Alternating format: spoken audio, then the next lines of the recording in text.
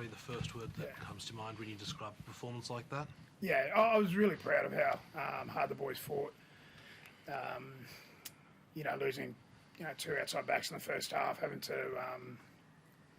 get Clayton to come in as 18th man at half time and throw him on the wing, and the way that we fought back into the contest, with maybe an opportunity or two at the end of the game to win it. Yeah, really proud, but we missed the start. So,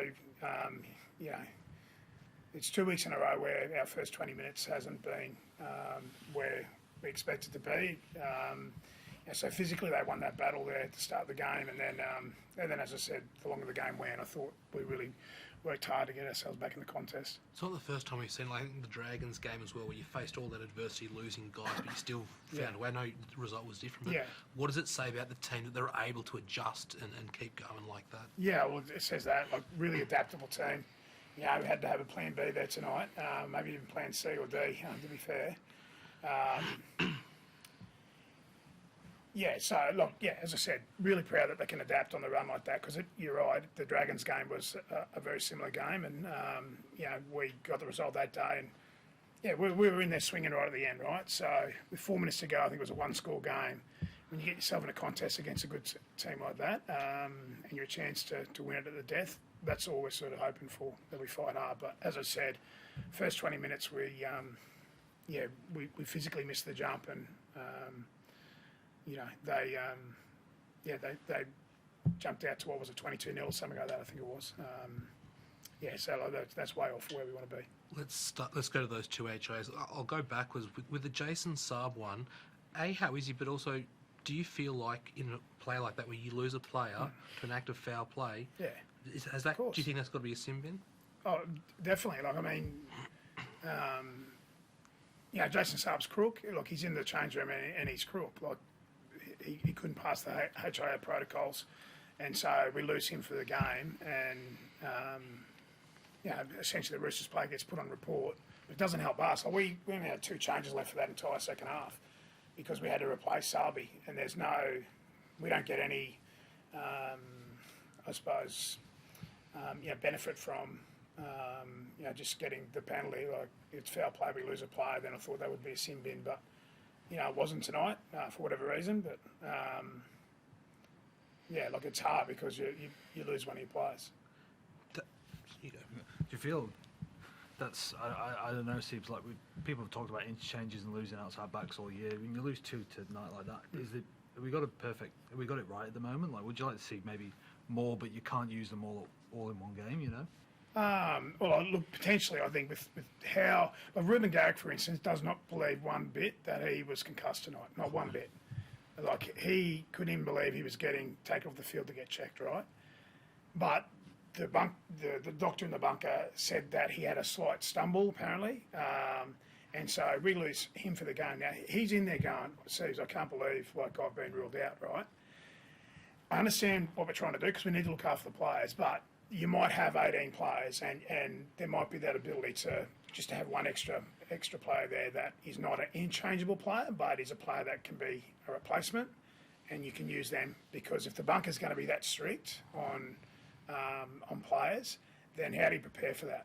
It's really difficult to prepare for. So I'm priority number 1, 2 and 3 is the welfare of the players and the protection of the players, because it's a tough game and they need to be protected.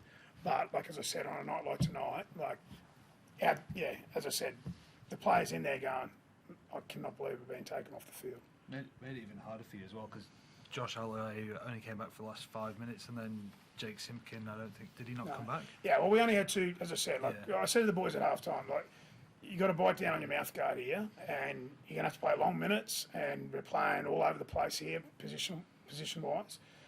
Young Clayton was activated off the bench.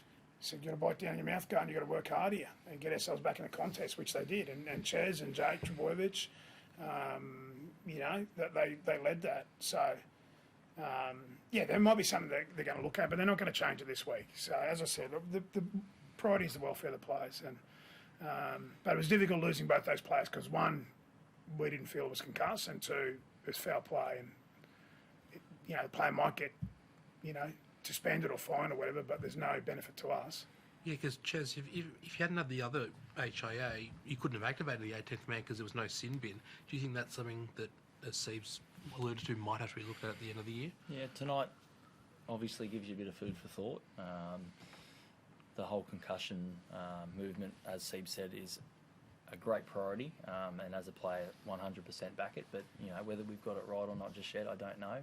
We're only, as I said, the best part of sort of 5-6 years in that sort of real deep sort of protocol, sort of in-game, out-of-game stuff. So I don't have the answer right now, but tonight certainly makes you think about whether we have got it right.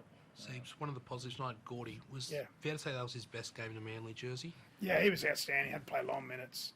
As I said, I was really proud with a lot of guys, and Gordy was one of those guys. I came on, him and Nathan Brown added impact.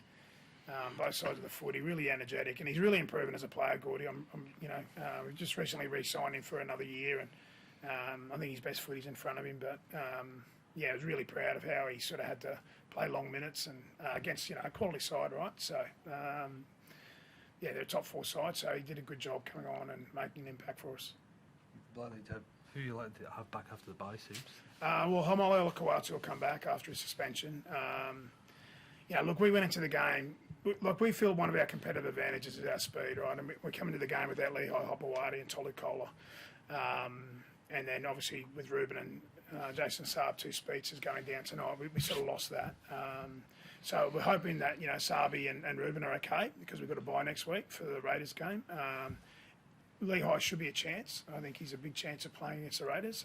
Tolu's probably another week after that. So a few of those guys will be there or thereabouts, but I'm not sure who else. I think that's probably about it.